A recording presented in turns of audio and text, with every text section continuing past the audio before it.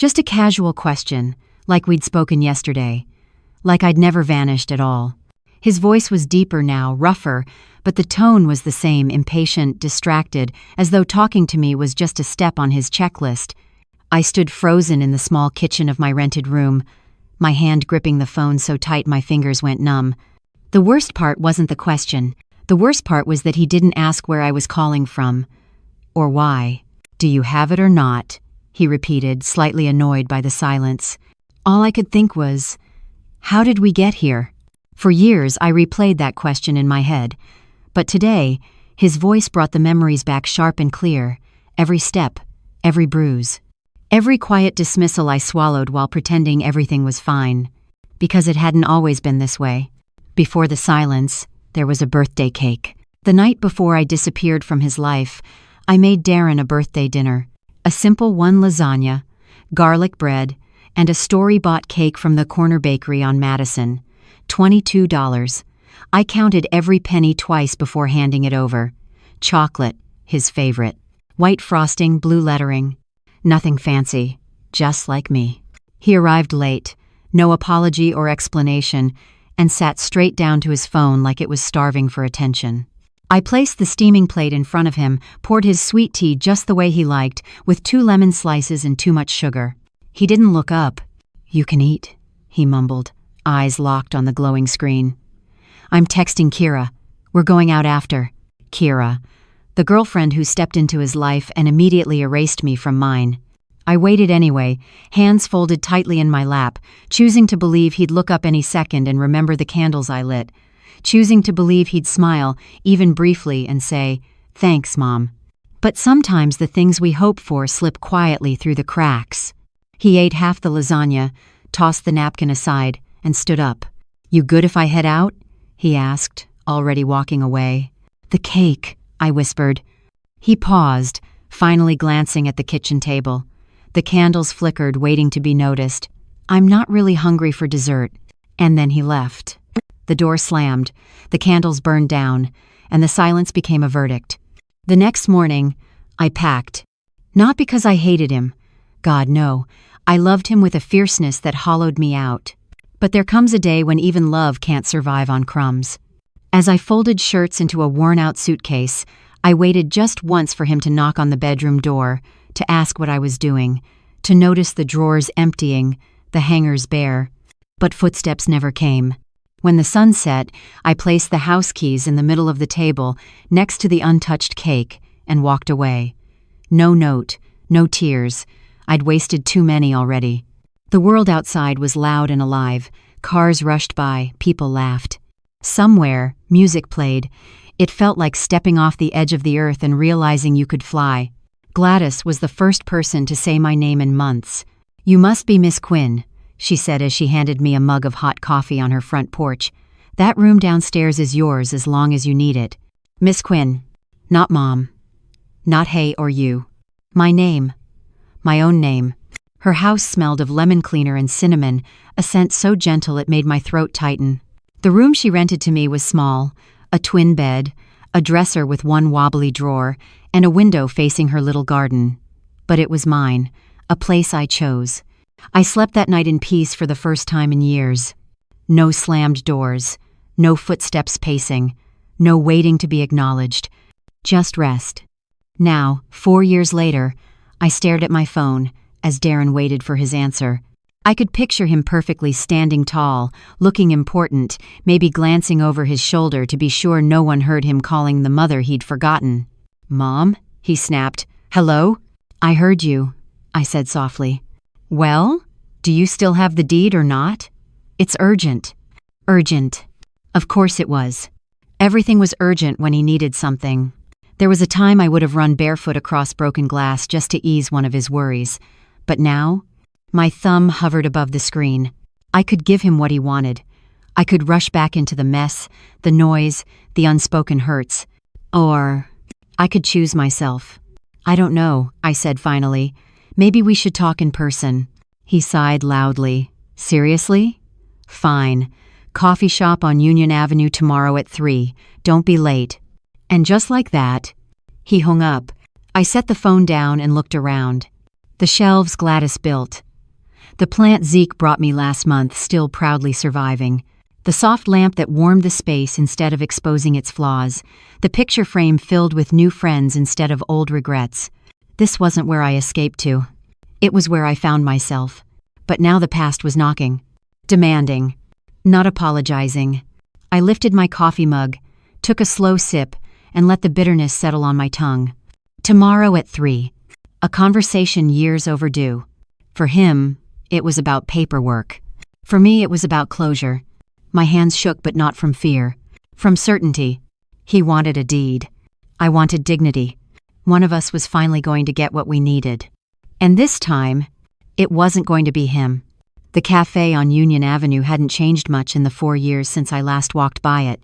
The green awning still fluttered lazily above the entrance, and the same mismatched patio chairs sat outside, some rusting slightly at the legs. Inside, the smell of burnt espresso and sugar-coated pastries wrapped around me like a familiar old shawl. I arrived early, of course. That's who I've always been on time, polite, predictable. I took a seat by the window and ordered a small black coffee. No cream, no sugar. I liked things plain now. Honest. The waitress, a young woman with auburn braids and freckles across her cheeks, smiled as she set the cup down. "You waiting for someone?" she asked. He hesitated. "Maybe." She nodded and left without pressing. I liked her for that. I stared out the window, watching cars pass. The world moved on without waiting. I wondered if Darren would recognize me right away. I looked different, stronger in a way that didn't show up in photographs. I'd cut my hair short the previous spring. Gladys said it made me look like I had somewhere to be. At exactly 3:04, he walked in. Still tall, still sharply dressed. Slacks, button-up shirt, no tie. The kind of man who looked like he belonged in offices with glass walls and fast-talking people on Bluetooth. His eyes scanned the cafe, briefly landing on me. He did a double take. "Mom?" The word hung in the air like a question. I stood up slowly. "Hello, Darren." He sat down across from me, adjusting his sleeve like he needed something to do with his hands. You look good," he said, voice clipped. "Different. I feel different." A pause, awkward, wide, and loud in the silence between us. He tapped the table. "Look, I don't want to waste your time. I need the house deed. The bank's being difficult, and I can't proceed without all the paperwork." I stared at him. 4 years. 4 birthdays. 4 Christmases. 4 Mother's Days. 4 long winters and quiet summer nights. And not once did he ask where I was. "I don't have it," I said, my voice calm. His brow furrowed. "What do you mean you don't have it? You were the last one listed on the documents, weren't you?" "I was." "So, where is it?" "I left it behind." "You what?" I sipped my coffee. Bitter, warm, steady. "I left everything behind, Darren. The keys, the documents, the photographs on the mantel." I walked out and didn't look back. He leaned back in his chair, scoffing. "So you just left, without telling me, without anything. You didn't notice." He opened his mouth to argue, but the words didn't come. Instead, he looked away, jaw clenched. "I cooked you dinner on your birthday," I said softly. "You didn't even look up from your phone. That was the last night I lived in that house." He blinked.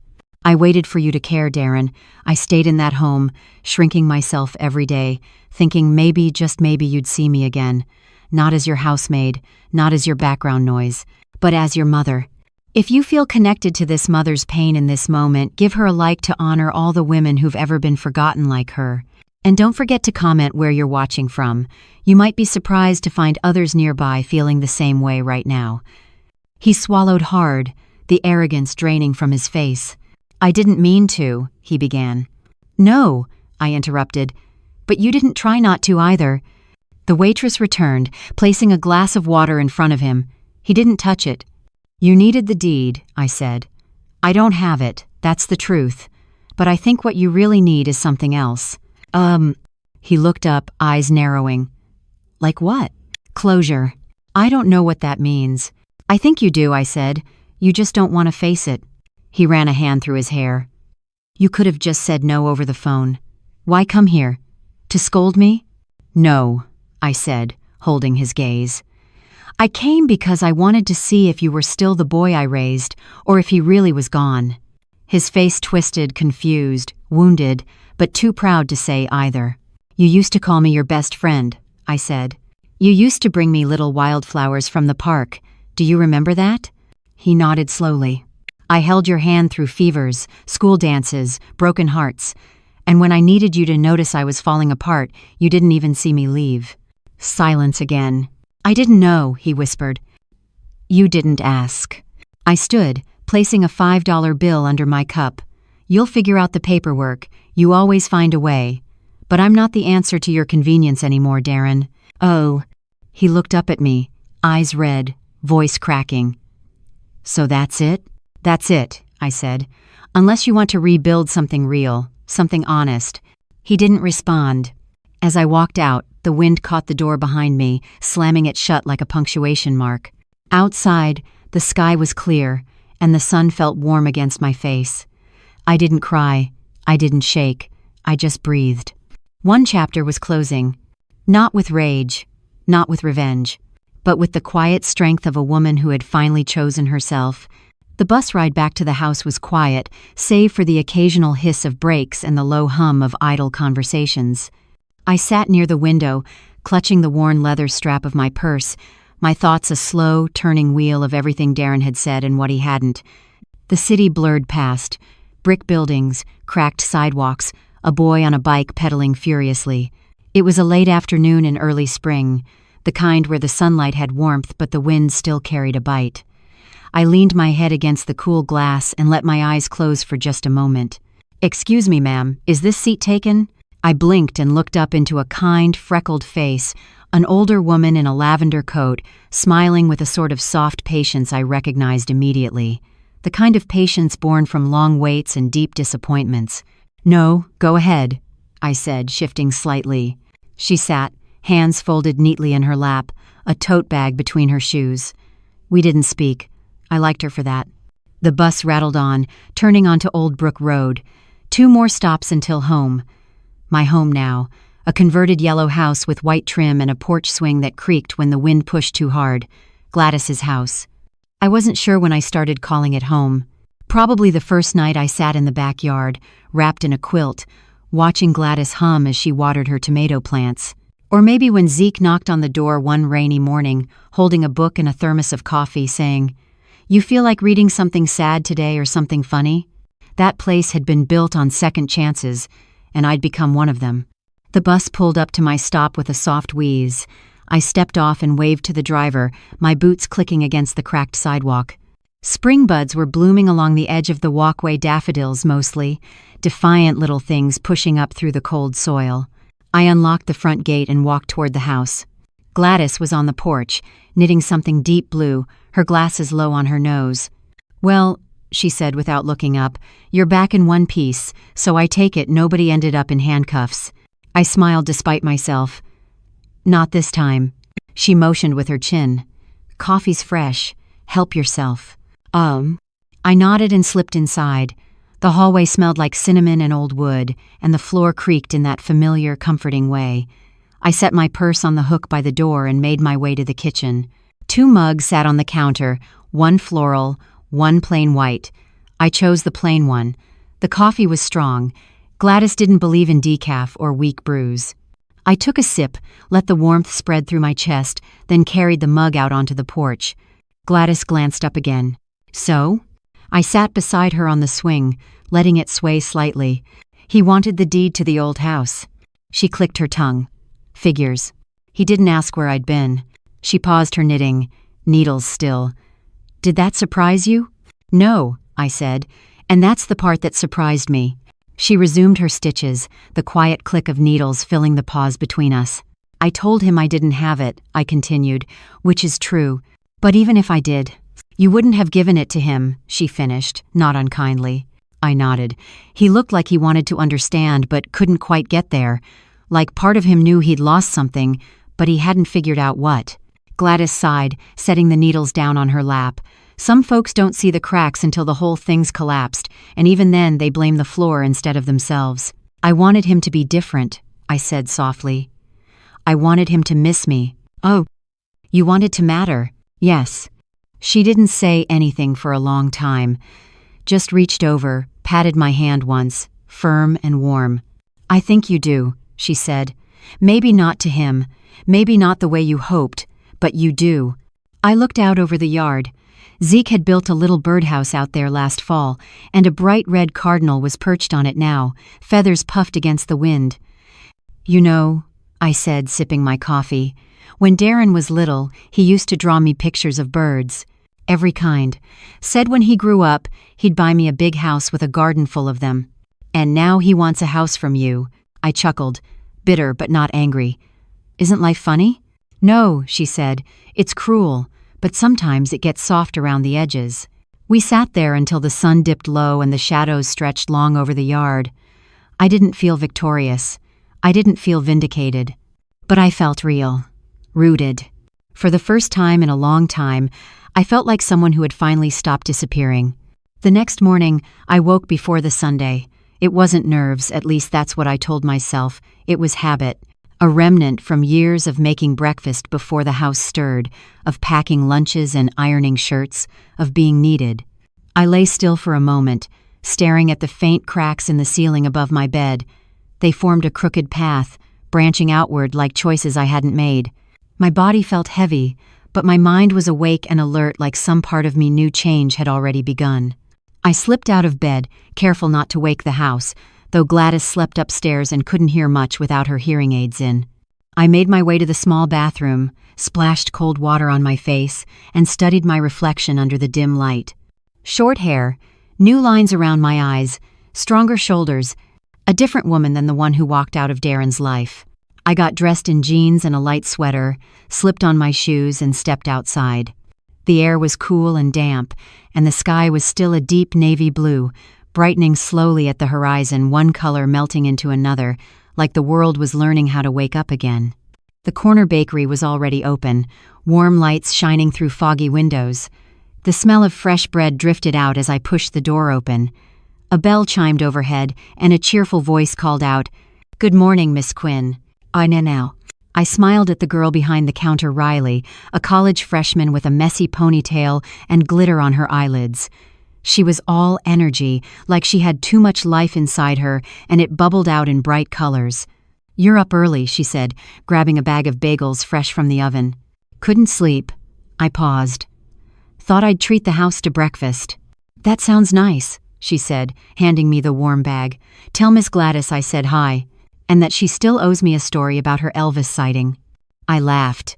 "I'll remind her, though I'm pretty sure that story gets wilder every time she tells it." "Honey, that's why we love her." Riley grinned. I paid, tucked the bag under my arm, and walked back through the quiet neighborhood. The sun was pushing its way above the rooftops now, spreading gold over everything it touched. When I stepped into the house, the sound of a kettle whistling greeted me. Gladys stood at the stove in her pink robe and bunny slippers, humming something slow and soulful. "Well, look who beat the rooster," she said when she saw me. "I brought bagels," I replied, placing them on the counter. She clapped her hands. "Thank the good Lord. I'm tired of oatmeal."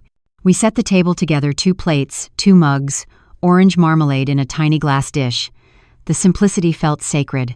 As we ate, Gladys watched me over the rim of her glasses. "You all right today?" "I think so," I said. "A little tired." "Tired is all right," she said. "Means you're living." We sat in comfortable silence for a moment before she added, "So what happens now with your boy?" I looked out the window. A gentle breeze stirred the branches of the tall maple in the yard. "I don't know," I admitted.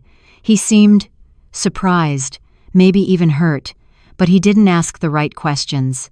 "Maybe he doesn't know how," she said. "Maybe," I agreed. "But if he wants a place in my life again, he's going to have to learn." She nodded. "That's fair." Fair.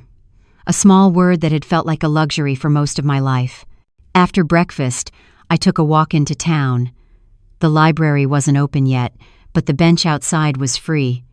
I sat there, sipping lukewarm coffee from a paper cup, watching the world wake up around me. Students rushed by with backpacks slung over one shoulder. A mother pushed a stroller past the fountain, her baby squealing with delight at the pigeons. 2 older men argued good-naturedly about baseball standings. Life messy, loud, unapologetic, kept going. "Miss Quinn," I turned to see Zeke trotting toward me, a book tucked against his chest. He looked like he'd just rolled out of bed, hair wild and eyes sleepy behind square frames. "You're out early," he said, sitting beside me. "I could say the same," I replied. He shrugged. "Couldn't sleep. Too many characters yelling at each other in my head. Occupational hazard of being a creative writing major." I smiled softly. His presence had a way of calming the things that swirled inside me. "How did your workshop go yesterday?" "They ripped my story apart," he said cheerfully, "which means it was either very bad or very good. Hard to tell." I laughed. "And how do you feel about that?" "Better than I thought," he said. "Sometimes you need to hear the truth, even if it stings. Helps you figure out who you want to be as a writer." His words landed deeper than he intended. "Yeah," I said quietly. "I think I understand." He glanced at me, concern flickering across his face. "Everything okay?" "I met with Darren yesterday," I said. His expression softened. "How did it go?" "Not the way I used to dream about," I said, "but maybe the way it needed to." He nodded thoughtfully. "Maybe that's a good thing." We talked for a while about books, about the perfect blueberry muffin, about nothing at all, and in the middle of that nothing, I felt something new growing. Something like relief, maybe even a touch of hope. When we stood to go, he reached into his bag and held out the book he'd been carrying. "For you," he said. I looked down at the cover. "All the Small Miracles." "It reminded me of you," he said, a little shy. "Someone who finds strength in the quiet places." My throat tightened. "Thank you, Zeke. Truly." He smiled, hands in his pockets. "See you at the bookstore later?" "Yes," I said. "See you later." As I walked home with the book pressed to my chest, I realized something simple and astonishing. People saw me now. Not because I begged for attention, not because I sacrificed myself to earn it, but because I existed in front of them fully, honestly, without apology. Maybe Darren would learn to see me someday too. But even if he didn't, I had found my way into a world that made room for me. A world where a woman like me was no longer invisible. 2 days after my meeting with Darren, a letter arrived.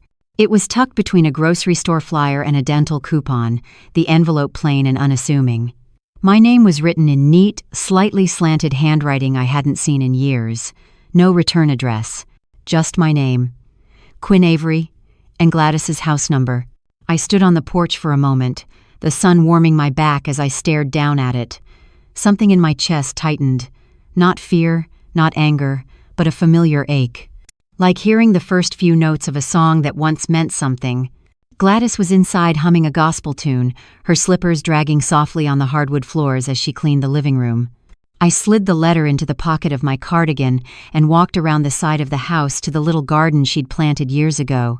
A bench sat beneath the magnolia tree. I often sat there when I needed to think or remember who I was. I lowered myself down slowly, knees creaking, and took out the envelope. Inside was a single sheet of paper, no greeting, no date, just a few short lines in Darren's handwriting. "I didn't realize how much you were gone until I saw you sitting in front of me. I thought I could just ask for what I needed, and that would be enough. I'm starting to see I don't even know what I've lost. I'm sorry. I don't know what else to say yet." I read the words again, slower this time. They weren't enough, not by a long shot, but they were more than I'd expected, and they didn't ask for anything. That in itself was new. I folded the letter and tucked it back into the envelope, slipping it into the back pocket of my notebook where I kept small things that mattered, ticket stubs, old prayers, scribbled bits of poetry. Later that afternoon, I mentioned the letter to Gladys while we folded laundry together at the kitchen table. "He wrote?" she asked, eyebrows raised. "He did," I said. "And?" "He said he's sorry." She snorted. About as useful as a screen door on a submarine if you ask me. But I suppose it's a start. I'm not sure what to do with it. "You don't have to do anything," she said, snapping a dish towel with a practiced flick. "You're not obligated to forgive someone just because they found their conscience." "I don't know if I'm angry anymore," I admitted. "Just tired. That's the price of carrying other people's burdens for too long," she said gently. "You set them down, and your hands don't know what to do with the emptiness." I looked at her, surprised. "That from a book?" "No," she said, folding a pillowcase. "That's from my first husband." I laughed a full surprise sound and she joined me. After we finished, I walked down to the bookstore. The little bell above the door chimed, and the cool air welcomed me like an old friend. Zeke was at the register, restocking bookmarks. He glanced up. "You're back." "Of course." He set the bookmarks down and smiled. "You look like you've been thinking." "Too much," I said. "It's hard to stop once you start." He nodded. "Yeah, but it's good too. It means you're paying attention. I mean 10. I paused, running my fingers along the spines of the new arrivals. "Darren sent a letter," I said softly. He didn't press, just waited. He didn't ask for anything, just said he's sorry, said he doesn't know what he's lost. Zeke's face softened. "That's big, right?" I shrugged. "It's something, I'm not sure what yet." He leaned against the counter. "My dad walked out when I was 12, came back when I was 18, wanted to pick up like nothing had happened. Said sorry like it was a magic word." "And did it fix anything?" "No," he said, "but it gave me something to work with." That night, I sat on the porch with Gladys. The sky was streaked with oranges and deep purples, the stars starting to blink into view. She was knitting again, something bright red this time. A scarf, maybe. I held my mug of tea, letting the steam warm my face. "You think people can really change?" I asked. Gladys didn't answer right away. "I think they can try," she said, "and sometimes that's the most we get. Is that enough?" She looked at me, eyes sharp beneath her thick glasses. "That depends on what you're willing to risk again." I nodded slowly, letting her words settle. Inside, my phone sat untouched on the kitchen counter. It hadn't rung again, and I wasn't sure if I wanted it to. But I was no longer waiting. Not for Darren, not for apologies. I had lived too long in the shadows of other people's decisions. Now, I was learning how to stand in the light of my own. Sunday mornings in Gladys's house had their own rhythm. She always rose before dawn, turned on the gospel station low enough that it became the heartbeat of the house, and started brewing her strong as sin coffee. I'd wake to the scent of cinnamon and chicory, and the sounds of the city slowly waking up beyond the window. This Sunday was no different, except, in some quiet corner of my chest, something had shifted. I stood in front of the mirror longer than usual. My face was the same, my hair, my small silver hoop earrings, but I caught a glimmer in my eyes I hadn't seen since long before I left my old house. I looked like someone who had survived something. In the kitchen, Gladys was flipping pancakes while humming, "I'll Fly Away." She glanced over her shoulder as I walked in. "Mornin', sunshine." "Morning. There's bacon in the oven and I hope you're hungry." I cooked for an army again. Just me and you? And Zeke, if he remembers to show up on time." As if on cue, the screen door creaked open and Zeke stepped in, holding a mason jar filled with wildflowers. "For you, Miss Gladys," he said, grinning. Gladys took them with a proud smile. "You're lucky you're charming, boy. Now sit. Eat before it gets cold." We sat around the table, pancakes, crispy bacon, fresh strawberries, maple syrup thick and sweet, the kind of meal you don't rush. As we ate, Zeke turned to me. "You going to church today?" I hesitated. "Haven't been in years." "You're not the only one," he said, "but sometimes it's nice just to sit in a room where people are trying to be better." Gladys chimed in. "They've got a new choir director, young girl with a big voice. I swear she shook the rafters last week." "I might stop by," I said, more to myself than to them. Zeke smiled. "I'll save you a seat. Second row, left side. That's the row for people who don't know if they believe in everything but still show up." I laughed. "That sounds about right." After breakfast, I wandered into my room and opened the notebook I'd tucked Darren's letter into. I hadn't reread it since the day it arrived. I traced the writing with my finger each letter, careful and unsure. He was trying, not with perfect words, not with promises, but with a small truth, that he didn't know how much he'd lost. And maybe that was where everything began again. I slipped the notebook into my bag, grabbed a cardigan, and headed out the door. The church was a modest brick building on a tree-lined street. White steeple, faded sign that read, "All welcome, no exceptions." I liked that. Inside, the pews creaked and the stained glass windows caught the sunlight just right. Dust floated in golden beams. The choir was warming up, their voices rising like smoke rough at first, then smoother, fuller. Zeke waved me over, scooting down the second pew. Told you I'd save your seat.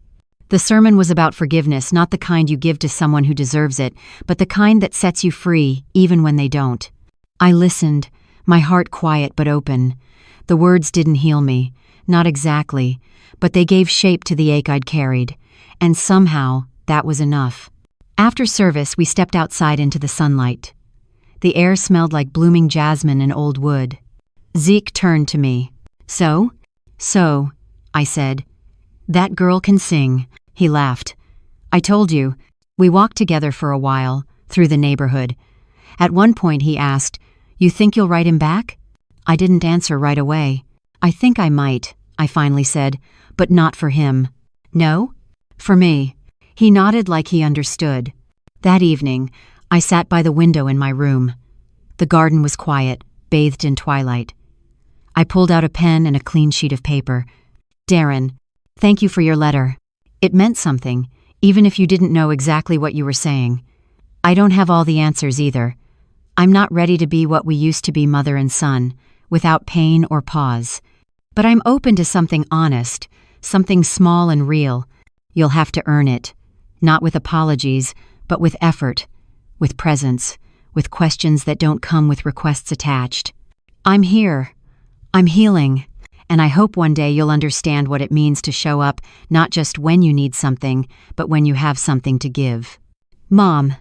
I folded the letter, slipped it into an envelope, and addressed it to the office where he worked. I didn't know if he'd open it. I didn't know what he'd do with it. But I sent it anyway. Because healing isn't always loud. Sometimes it's quiet. Sometimes it's just showing up again and again for yourself. And this time, I was here. The letter was sent on a Tuesday. I dropped it in the blue mailbox on the corner, the one with chipped paint and a slight wobble when the door clanged shut.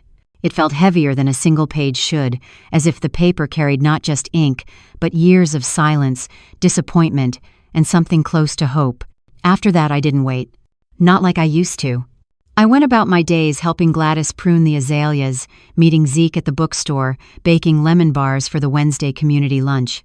Life had a rhythm now, slow and steady, and I let it carry me without chasing every shadow that passed. Still, I checked the mail every afternoon, just once, just long enough to see if something new had come. A week passed. Then 2. No response. No call. No sign. One morning I found Gladys at the kitchen table surrounded by bills and coupons, frowning down at a yellow notepad. She looked up when I walked in. You ever think about getting your own place again? She asked, casually as if she were asking if I liked rye toast. The question hung there. I have, I said slowly. Sometimes. You've got your feet back under you. Maybe it's time for the next thing. Maybe. She watched me, her eyes shrewd behind thick lenses. You're not waiting for a man to come knock on the door and carry you off, are you? I laughed. Lord, no. Good, she said, flipping a page. Because he'd have to get past me first. That afternoon I called a real estate agent. Not for a mansion, not for anything grand. Just something small, clean, and mine. Something with a bit of light, I told the agent on the phone. And a little porch. The woman on the other end was kind and eager. Said she'd call me the next day with options. I hung up and felt a strange flutter in my chest. Not nerves, not fear. Anticipation. Later that week, I visited the library to look through the local newspaper archives. I wasn't sure what I was looking for. Maybe a reminder of what the town had become while I was hidden. Maybe just a way to pass the time that didn't involve waiting. While flipping through an old issue, I saw Darren's name. It was a short piece, just a few paragraphs in the local business column. Darren Avery appointed Director of Community Development for Southern Trust Bank. There was a photo. He looked the same, mostly. A little older, a little more tired around the eyes. The article quoted him saying something about commitment to growth and building lasting trust. I stared at those words. Growth, trust. Big words for someone who had once forgotten my birthday and didn't notice when I left. But maybe, just maybe, they meant something more now. When I got home, Zeke was sitting on the porch steps, reading a book with a battered spine. You ever think about leaving town? I asked as I sat beside him. Sometimes, he said.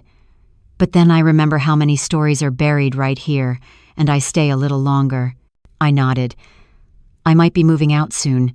Not far, just into my own place. He looked up, surprised but pleased. That's big. It is. You nervous? A little. You should be, he said, smiling. That's how you know you're alive. We sat in silence for a while. Then he said, You know, some people don't get a second act. I know. But you're writing yours page by page, and it's good.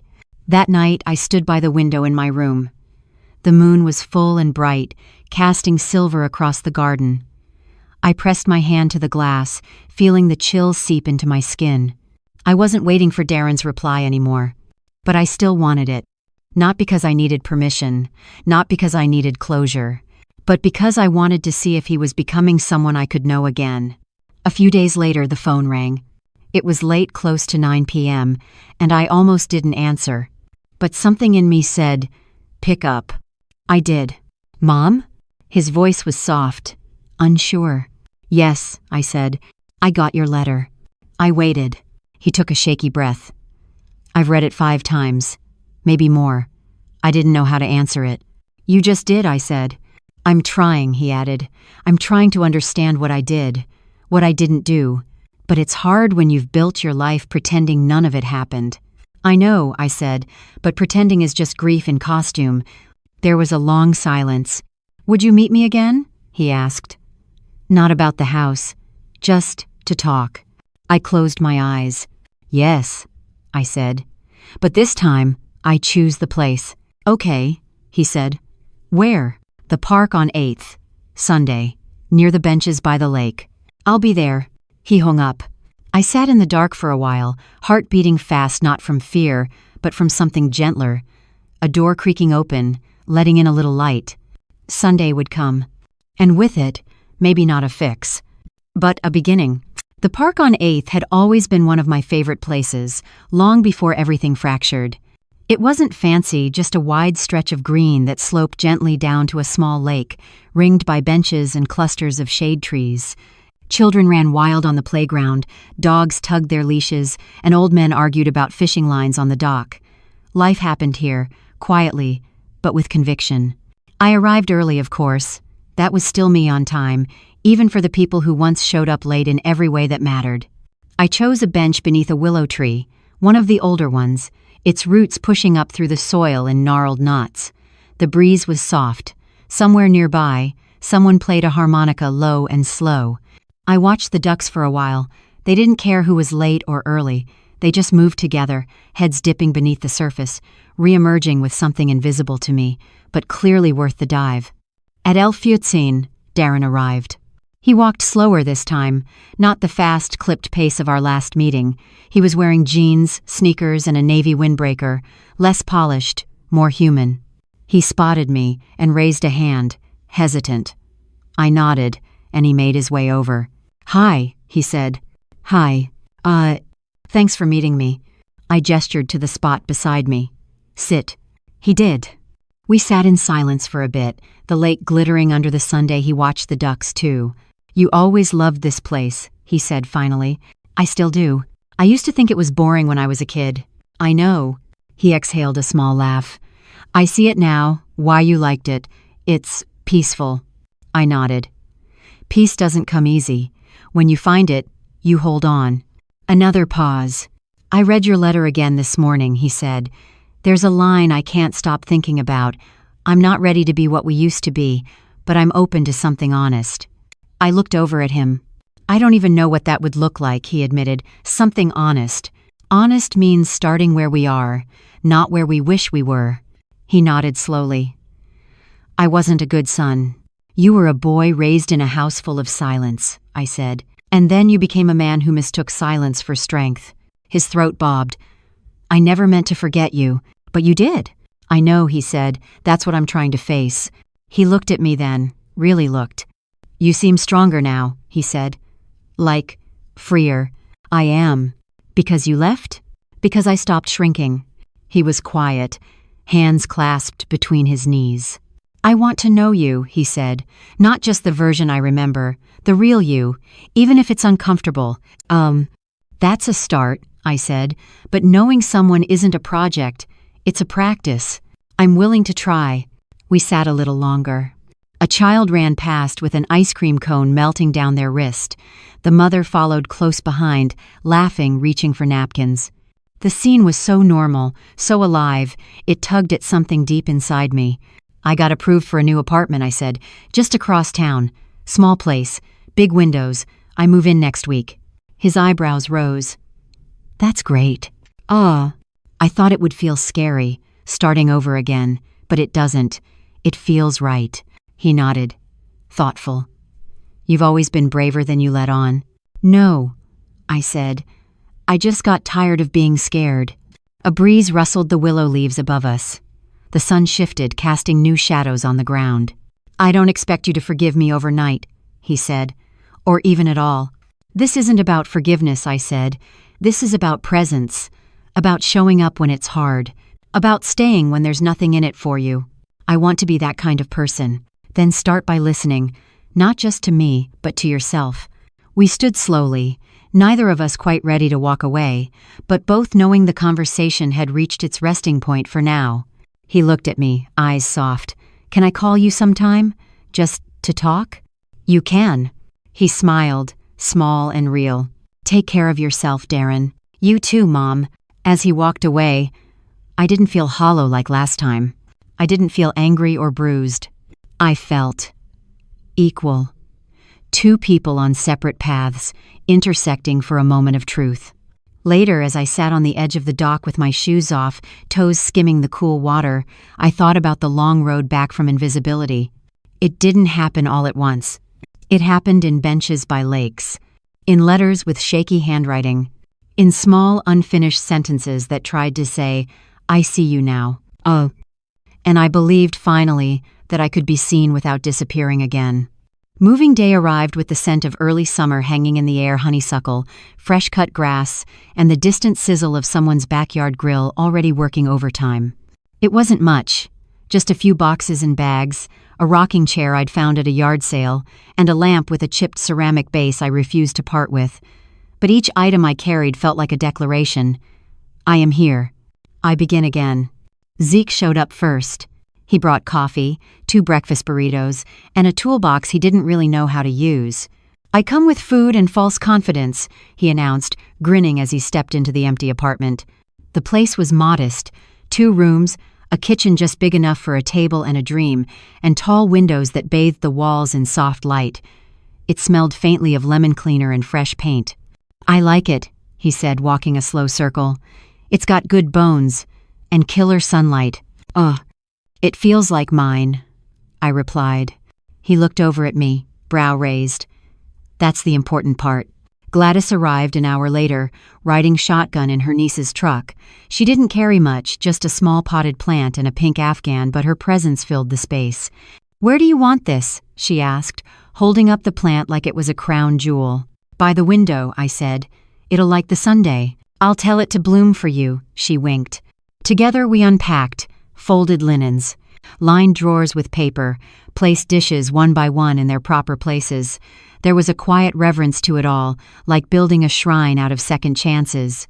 Around midday, we sat on the floor, eating sandwiches on paper plates, the 3 of us surrounded by half-open boxes and laughter. "Remind me to never move again," I said, stretching my back. "No promises," Zeke replied. "What if you fall in love with a beach house?" Gladys chuckled. "Or a cabin in the mountains. Or a man with a boat and questionable decisions." I rolled my eyes. "Let me breathe a little before we plan my second honeymoon." As the afternoon wore on, they left one by one, each with hugs and promises to visit. And then, for the first time in years, I was alone in a home that belonged entirely to me. I stood in the center of the living room, turning in a slow circle. The walls were bare, the air still echoed, but it was mine. And I wasn't lonely. Not anymore. That evening I lit a candle and sat by the window, a glass of iced tea in hand. I watched the sky shift from gold to violet, then finally into a soft indigo. Street lamps blinked on one by one. My phone buzzed. A text from Darren. "Made it home okay. Thanks again for meeting me." I stared at the message for a moment, then typed back. "You're welcome. Keep showing up." Simple. Enough. I set the phone aside, opened my notebook, and wrote for the first time in weeks. Not a letter. Not a list. Just thoughts. This apartment smells like promise, like lemons and dust and light. I don't know who I'm becoming, but I like her bones. I am not starting over. I am continuing, and that's something sacred. Later that night, I took a photo of the plant by the window and sent it to Zeke. It's blooming already, he replied within seconds. So are you. Oh. That line stayed with me as I crawled into bed, the window open, letting in the hum of a world that no longer felt quite so heavy. In the quiet, I let myself feel the weight of what I had survived, not as a burden but as proof. Proof that I was still here. That I had built something new out of all that had been taken. And for the first time in years I fell asleep without waiting for the other shoe to drop. Because whatever came next, I was ready to meet it standing. The first week in my new apartment passed like a soft, familiar song, one I didn't have to remember the words to because my body already knew the tune. Each morning, I woke to sunlight spilling through the curtains, warming the hardwood floors where my slippers waited. I moved through routines that were entirely mine. My coffee, my pace, my quiet. No one's needs came before mine here. And that was new. On Thursday, I rearranged the furniture, not because it needed changing but because I could. I pushed the little armchair closer to the window, placed my rocking chair by the bookshelf, and strung up a line of twinkly lights along the curtain rod. When I stepped back, it felt less like a room and more like a life. Around noon I walked to the market on Elm Street, the one with the old wooden sign and the cashier who always wore cat earrings. I bought fresh tomatoes, basil, a loaf of sourdough, and a little lemon tart that felt like a victory lap. As I waited at the checkout, I caught sight of a familiar figure on the sidewalk. Darren. He was across the street, talking to a woman outside a cafe. Not a date, it didn't look like that. Maybe a colleague or a friend. He smiled, nodded, and gestured towards something she held out. A portfolio, maybe? Whatever it was, he looked relaxed. Not like the tense, rushed version of him I'd seen in our early conversations. For a moment, I froze. Not from fear or anger, but from realization. He had a life I didn't know, and I had one he didn't know either. That wasn't betrayal. That was time. When I stepped outside, he noticed me. His eyes widened, and he gave a small, uncertain wave. I returned it brief, polite, and kept walking. That was all it needed to be. Later that day, I received a letter. This time, not from Darren, but from a woman named Judith Marks. I didn't recognize the name until I read the first line. Dear Mrs. Avery Quinn, I hope this letter finds you well. I'm writing because my father, Arthur Marks, passed away last month. He always spoke of you as someone who made a difference in his life. I stopped reading. Arthur Marks, the man I used to visit as a home care nurse, back when I still wore scrubs and the weight of other people's needs on my back. Arthur had been kind, sharp-witted, and deeply lonely. He'd lost his wife young and never quite recovered. We'd spent hours talking about jazz records and old recipes and the poetry of ordinary things. Judith's letter went on. In his will, he left a small box with your name on it. I'd like to send it to you, with my thanks for the care and kindness you showed my father. He spoke of you often, said you were the first person in years who looked him in the eye. Oh. I pressed my hand to my chest. To be remembered, truly remembered, not for what I gave but for who I was. It shook something loose inside me. That evening, Zeke stopped by with a box of used books and 2 takeout containers of pad thai. I come bearing literary treasures and questionable chopstick skills, he announced. He flopped onto my newly positioned armchair and surveyed the room. You've made it cozy in here. I think it's starting to feel like home, I said. We ate at the little table by the window, laughter mixing with the sounds of the street below, bicycles passing, a dog barking, wind brushing through leaves. After dinner, I told him about the letter from Judith. He listened quietly, nodding at the right parts. You ever think, he said, that you've been collecting invisible medals your whole life, for battles no one saw?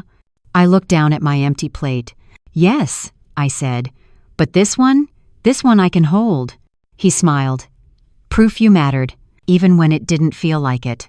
Later, after he'd gone, I opened my notebook and wrote, Some people carry wounds so silently that the world mistakes them for strength. But sometimes, the world remembers, and it sends you a box to prove it. And in that moment, you remember too. The next morning, the sun was sharp and gold. I poured coffee into my favorite mug, the chipped one with the faded blue rim, and stepped out onto the balcony. My plant was blooming again. 2 tiny pink buds where there had been none. Growth, I thought, doesn't always announce itself. Sometimes it just arrives. The box from Judith arrived on a Wednesday, wrapped in brown paper and tied with twine, simple, careful, like someone had wrapped not just an object, but a memory. It was smaller than I expected. Lighter, too. I placed it on the kitchen table and stared at it for a long moment before untying the knot. Inside was a wooden jewelry box, polished smooth with years of use. The lid creaked when I opened it, and the scent of cedar rose up, warm and earthy. There was no jewelry. Just a folded napkin with 2 handwritten recipes, one for lemon bars, the other for a dish called smothered chicken, and a cassette tape labeled Winter Mornings 1986, and a note in Arthur's handwriting. You made an old man feel like he still had a song left in him. Here's one of mine. A.M. Oh. I stared at the note, letting the weight of it settle deep in my chest. Not sadness, not exactly. Gratitude. I still had my old cassette player, kept it, mostly for sentimental reasons, the way people keep record players or photo albums. I dusted it off and slid the tape inside, pressing play. The static crackled first, then the low hum of a piano, soft and halting, like someone playing with thick fingers and a tired heart. It wasn't perfect, but it was real. A voice followed, not Arthur's, but someone else's, singing an old jazz tune in a smoky, untrained tenor. I sat down in my rocking chair and closed my eyes, letting the sound fill the small apartment. The melody wrapped around me like an old quilt, stitching something back together. Arthur hadn't been a man of grand gestures. But this? This was a love letter in its own quiet language. Later that afternoon, I called Judith. She sounded surprised, but warm. I wasn't sure if I should send it, she said. But he insisted. I'm glad you did, I said. Thank you. He talked about you often, she continued. Said you brought light into his last years. I just showed up. Sometimes that's everything. After we hung up, I sat for a while with the box in my lap. Then I took the recipe for smothered chicken and pinned it to the fridge. I'd make it this weekend, invite Gladys and Zeke over. Let the smell of Arthur's memory fill the rooms. That night, I stepped out onto the balcony. The city below buzzed with its usual evening pulse cars, laughter, the distant thump of music from someone's open window. My phone buzzed. A message from Darren. Would you like to come by the house next week? No expectations. I just thought maybe you'd want to see it again. I didn't answer right away. Not because I didn't know how I felt, but because I wanted to be sure I was answering as the woman I had become, not the one who used to say yes just to keep the peace. I watched the moon rise, slow and silver. Then I typed, Okay, I'll come. But I'm not coming back. I just want to see what remains. He replied simply, That's fair. On Saturday, I picked up groceries for Sunday dinner. Gladys was already talking about bringing her famous peach cobbler, and Zeke offered to make salad, even though he had no idea how to keep lettuce from wilting. We would eat Arthur's smothered chicken. We would tell stories. And we would hold space for those who were gone, and those still becoming. As I packed the groceries into paper bags, the cashier smiled at me. Big plans this weekend? She asked. Just dinner with people who feel like home, I said. She nodded, as if she understood something bigger than my words. Back in my apartment, I took the old tape out of the player and slipped it into the box again, closing the lid with a soft click. Then I took a pen, and on the bottom of the box I wrote, For whoever finds this next, this was once proof that someone mattered. May it be again. Because we don't just leave things behind. We pass them forward. I hadn't set foot inside the old house in over 5 years. It stood at the end of a quiet cul-de-sac, still trimmed with the white picket fence Darren had painted one summer during college, when things between us were still warm, still uncomplicated.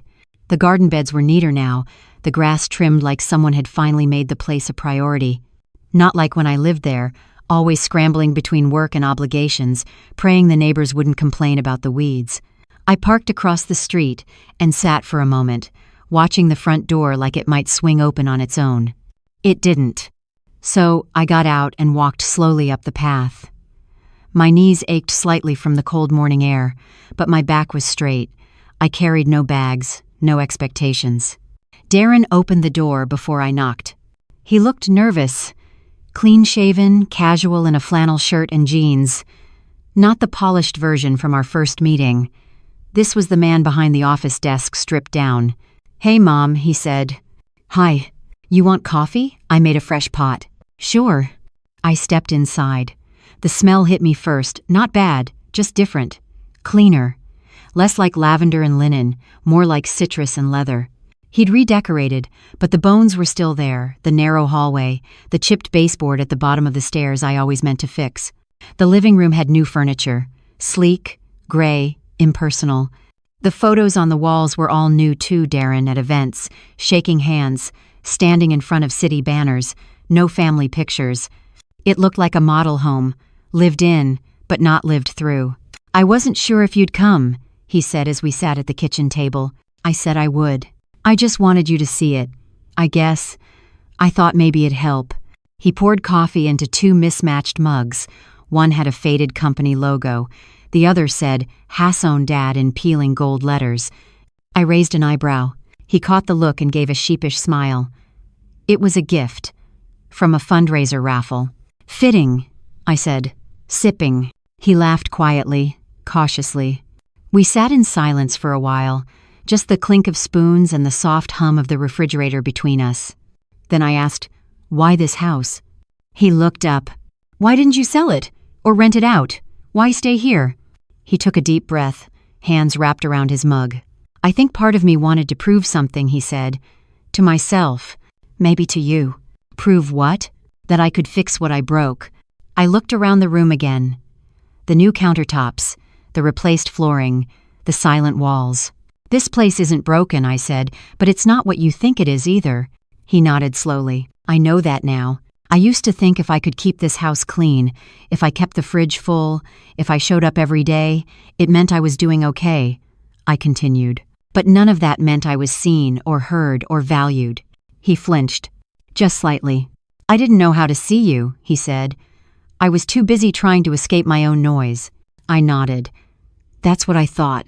He pushed his mug aside and reached into the center drawer of the table, pulled out a folder, set it in front of me. "This is everything. The title, the deeds, the bank records. If you want it, it's yours." I didn't touch it. "I didn't come for the house," I said. "I know," he replied, "but part of me still needs to offer it, to show you that I know what was taken." I met his eyes. "You can't fix everything with paper." "I'm learning that," he said, "but I also want to give you something back, even if it's just a gesture." I looked down at the folder, then pushed it gently back toward him. "You keep it, not out of guilt, but because it's yours now. You live here, you made your choices. Just make better ones going forward." "I will." We finished our coffee slowly, no rush, no drama. Just 2 people learning how to speak a new language built on honesty instead of obligation. As I left, I paused at the front door, hand resting on the frame. "Darren," I said. "Yeah?" "I'm proud of the man you're trying to be." His face crumpled, not fully, but just enough to show how much the words mattered. "Thank you, Mom." I walked back to my car, the wind picking up around me. Leaves spun in slow, golden circles. When I drove away, I didn't look in the rearview mirror. I didn't need to. Some visits aren't for going back. They're for making peace with what you survived and stepping forward with new breath in your lungs. The days after visiting the house passed like a calm tide, neither rushing in nor pulling me under. I found myself moving through the week with a quiet steadiness, like a woman who'd finally found her footing on uneven ground. I didn't speak to Darren again that week, and I didn't need to. Not because I didn't care, but because not all healing needs constant tending. Sometimes it just needs room. That Saturday, I hosted dinner for the first time in my new place. Gladys arrived with a cast-iron skillet still sizzling from the oven, wrapped tightly in kitchen towels. The smell of peach cobbler filled the room like perfume. Zeke brought a bottle of red wine, a deck of worn playing cards, and a bouquet of wildflowers he said were on sale but chosen with care. "You got enough chairs?" he asked, setting everything down on the kitchen counter. "Enough to feel official," I said, pointing to the mismatched collection around the table, 2 wooden, 1 metal, and 1 folding chair with a cushion tied on for dignity. The table was set with everyday dishes, cloth napkins I'd found at a thrift store, and a small candle flickering between the salt and pepper shakers. It wasn't elegant. It was mine. As we sat down to eat Arthur Mark's smothered chicken recipe, something warm and savory filled the room, not just from the food but from the voices, the laughter, the ease. We talked about everything and nothing. About how Gladys once got kicked out of a bingo hall for calling a fake bingo just to fluster the competition. About how Zeke was convinced he'd seen a raccoon opening a trash can with more skill than most teenagers. About how peach cobbler was the only dessert that could make you cry for your childhood and your ex in the same bite. After dinner, we cleared the table and sat around with coffee mugs in hand, the cards spread between us in a friendly game of spades. At some point, as Gladys shuffled the deck with flair, she looked at me and said, "You're glowing, Quinn, like someone who finally set something down." I smiled. Maybe I did. Oh. Later, after the dishes were done and the guests had gone, I stood alone in the kitchen, barefoot, holding a half-empty wine glass, letting the quiet settle in. I thought about how I used to imagine healing as something dramatic, a sudden shift, a movie-style epiphany with swelling music and tears. But real healing, I was learning, looked like a Saturday night with chipped plates and cobbler crumbs, where no one asked too much of you and you didn't have to explain your scars. The next morning, I woke up early and drove to the cemetery. Not because it was a holiday, not even because I needed to say something, but because it felt like time. I parked near the back, where the trees cast long shadows over the grass, and walked the familiar path to my mother's headstone. "Hi, Mama," I said softly, kneeling to brush leaves away. The stone was simple, her name, 2 dates, and the words she kept going. For a long time, I didn't know what that meant. I used to think it was just something people said when they didn't know how to sum up a life. But now, I understood. Some people don't get the applause. They don't get the parades or the books written about them. They just endure quietly, steadily. They raise children who forget, who leave, who come back. They work jobs that no one notices until they're gone. They give more than they receive, and they do it with grace. They keep going. I sat there a while, telling her about the apartment, about Darren, about the smothered chicken and the game of spades. I imagined her laughing at Zeke's raccoon story, nodding at Gladys's wisdom, smiling at the idea of me hosting anything. Before I left, I placed a small stone on the corner of the grave, something my friend from synagogue had taught me, a tradition of remembrance. You visit, you bear witness, you leave a marker. When I got back home, the apartment smelled faintly of cinnamon and coffee grounds. I opened the window to let the breeze in and pulled out my notebook. I wrote, "This life I'm building is not loud. It's a quilt made of mismatched days, stitched together with soft joy and small victories. It does not shout, but it endures." I closed the notebook and placed it on the windowsill, beside the blooming plant Gladys had given me. And I realized then, I was no longer waiting for something to begin. I was living it. The library had always been a quiet sanctuary in my life, but lately it had become something more, a reminder that stories, like people, could be lost and found again. It was Zeke's idea to go back. "They're having a reading this week," he said over coffee at the community center. "Local authors, poetry and such. Thought you might like it." I hesitated. Crowds weren't really my comfort zone these days. "Think of it like church," he added. "Only instead of a sermon, someone reads about heartbreak in metaphor." That made me laugh. So I said yes. That Friday evening, I wore my best cardigan, the soft blue one with sleeves that fell just past my wrists, and tucked a notebook into my bag, just in case inspiration struck. The library's reading room hadn't changed much. The same creaky chairs, the same smell of dust and old paper, like time folded in on itself. People greeted me kindly, though not all knew my name. That didn't matter. Zeke found us seats in the 3rd row. "Close enough to hear, far enough not to be noticed," he said. The lights dimmed, and the first reader stood.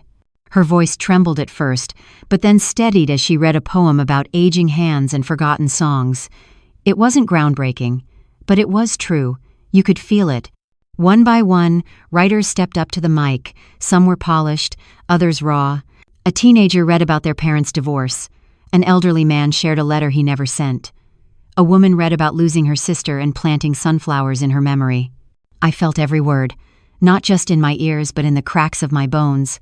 Then the MC announced, "Last reader for the night, Darren Avery." I froze. Zeke turned toward me slowly. "You knew?" I shook my head.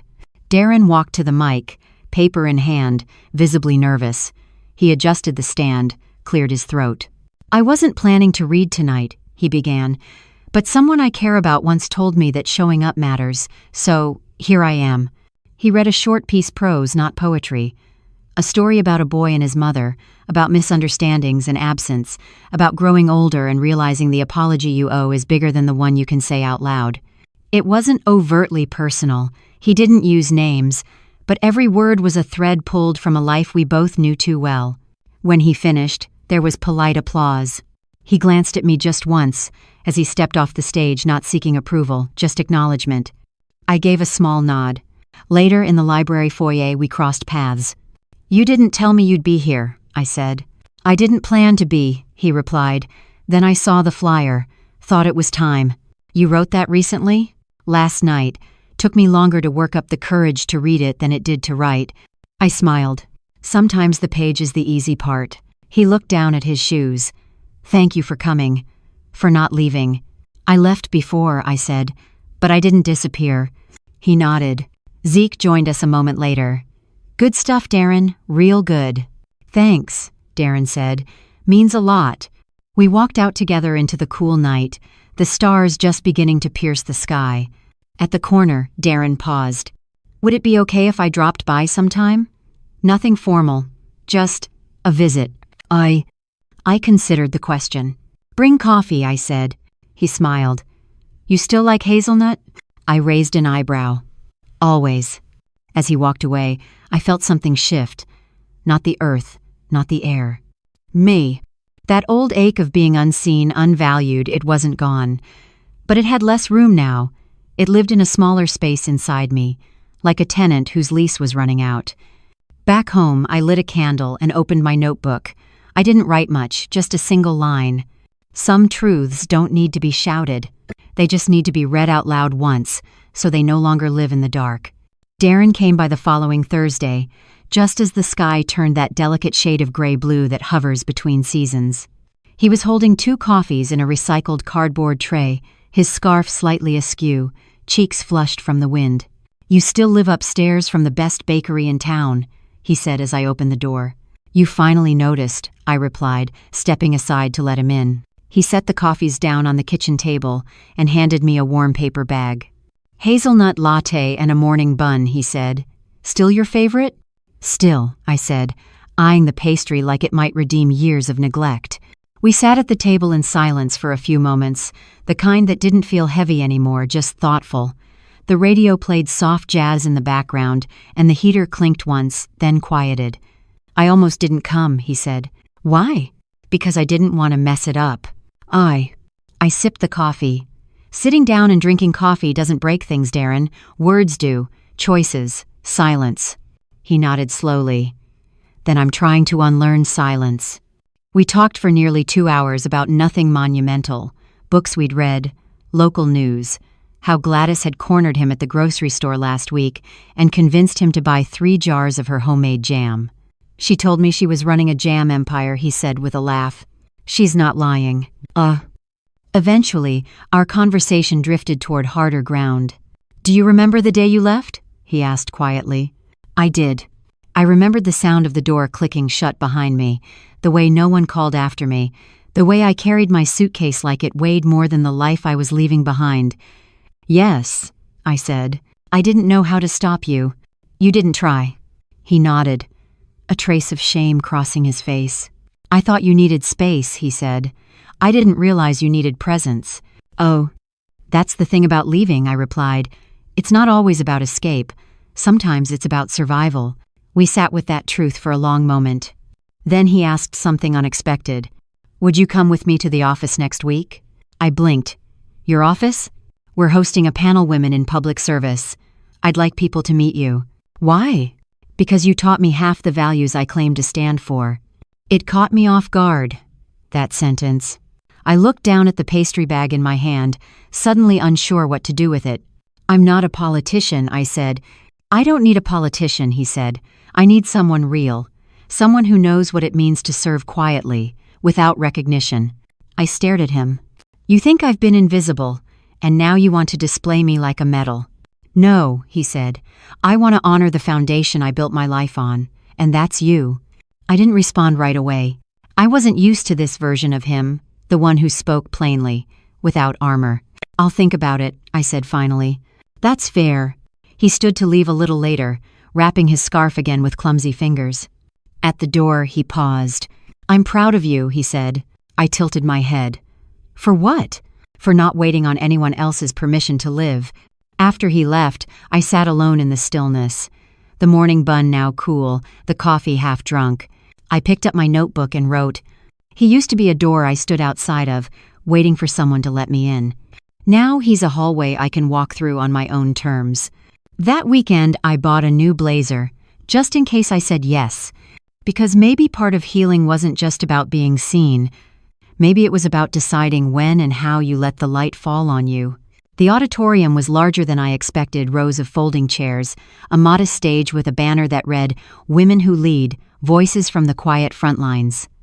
The lettering was clean and corporate, but the intention behind it felt more sincere than performative. I sat backstage, next to 3 other women, an elementary school principal, a nurse from the Veterans Hospital, and a woman who'd run a free community pantry out of her garage for over a decade. They were the kind of women who rarely made headlines but kept the world running. I felt at home among them, though my palms were damp and my heart beat with the heavy thump of nerves. "You nervous?" the nurse asked, her name tag reading Yvette Morales. I smiled. "I haven't spoken in public since my last PTA meeting, and that was mostly about bake sales." She laughed. "You'll be fine. We all speak better when it matters." Zeke was in the front row, as promised, sitting beside Gladys, who wore a loud floral scarf and waved at me the moment she spotted me peek through the curtain. Her thumbs up was exaggerated and warm. Darren stood off to the side, clipboard in hand, not in charge of the event, but supporting it.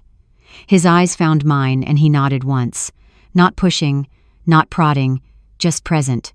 When it was my turn, I stepped up to the microphone and took a breath. "I was asked to talk today about leadership," I began, voice steady despite the tremble in my fingers.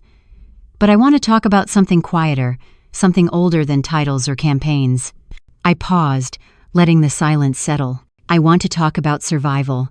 I told them about the unseen work, about folding laundry at midnight after a full shift, about packing lunches while listening to voicemail threats from creditors, about remembering birthdays in a house where no one remembered yours. I spoke of the invisibility that wraps around women who hold families together from the shadows.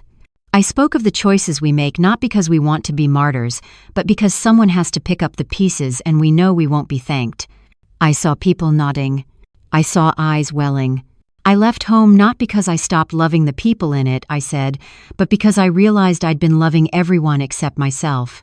That landed like a soft hammer, quiet but unmistakable. I didn't rebuild my life with grand gestures. I rebuilt it with grocery lists, with forgiveness, with quiet dinners, with learning how to laugh again. Applause broke out before I finished, not thunderous, but persistent, like rain that meant to soak through. Afterwards, a young woman in her 20s came up to me, eyes wide. "Your story, it sounded like my mom's, but she's never said it out loud. Thank you for putting words to it." I smiled gently, placing a hand on her shoulder. "Then tell her she's not alone." Zeke found me next, hugging me with that same easy affection he always gave. "You didn't speak," he said. "You preached." Gladys dabbed her eyes with a tissue. "Next time, bring tissues for the crowd, honey."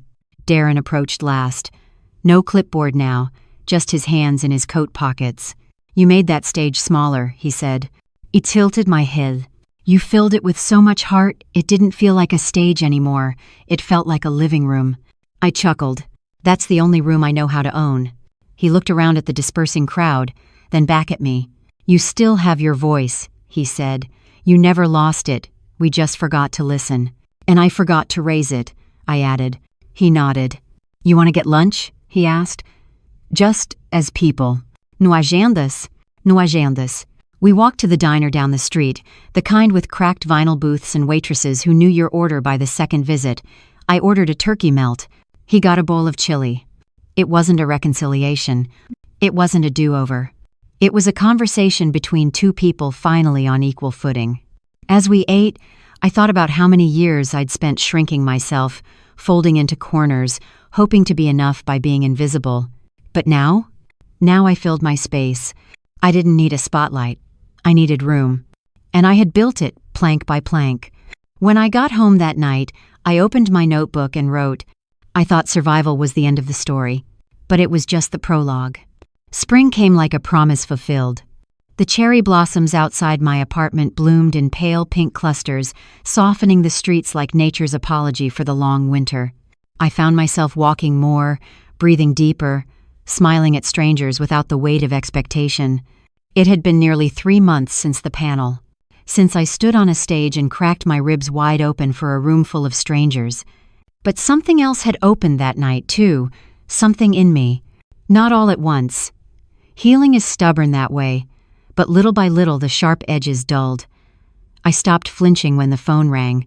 I stopped apologizing when I said no. I even stopped holding my breath around hope. One afternoon, Gladys and I sat on a bench in the park, feeding ducks with stale bread and gossiping like teenagers. Zeke said you've been writing more, she said, tossing a crust. Just journaling. Journaling is a gateway drug, she grinned. Next thing you know, you'll be publishing essays and giving TED Talks. I laughed. I don't need a stage, I just need a pen. But later that evening, I stared at the blinking cursor on my laptop and realized I had more to say than I thought. Not for the world, not for Darren, for me. So I wrote an essay. I called it The Cost of Being Strong. Oh, in it, I spoke about how praise can be a prison, how you're so resilient. Sometimes sounds like you don't need help. I wrote about the exhaustion of being the reliable one, the invisible weight of being the person no one thinks to ask, "Are you okay?" I submitted it to a small local journal with low expectations. A week later, I got an email from the editor. We would be honored to publish this. I stared at the message for a long time, rereading it until the words stopped looking real. I wasn't looking for validation, but I'd be lying if I said it didn't feel good. Zeke brought over a bottle of wine that night. To published authors, he toasted, clinking his glass against mine. Gladys insisted on baking a cake chocolate, 3 layers, decorated with edible glitter she bought on sale. I knew you had words that needed hearing, she said as she cut us each a slice the size of Texas. Even Darren sent a message. I read your piece. Twice.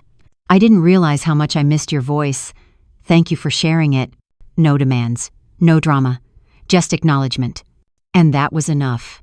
A few days later, I visited a small bookstore downtown. I hadn't been in years. The place still smelled like dust and imagination.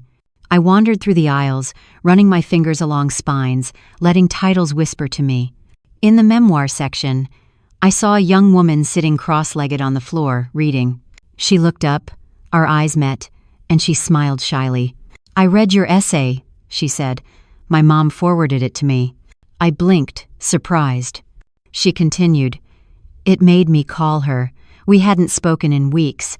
I told her I was sorry for never asking how she was doing. I didn't know what to say. So I said, "Thank you. That means more than you know." We talked a bit about books, about mothers and daughters, about how silence can build walls so high you forget why you put them up. When I left, I felt taller.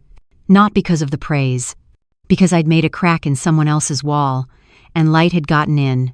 That night, I sat by my window, watching the city move beneath me. It was loud, chaotic, full of stories colliding in the dark. But inside my little apartment, there was peace. Not perfection, but peace. I opened my notebook and wrote, I used to think I was too small to matter, but now I know the quietest voices are often the ones that change everything. The letter arrived in late May, tucked between a grocery circular and a credit card offer. I almost missed it.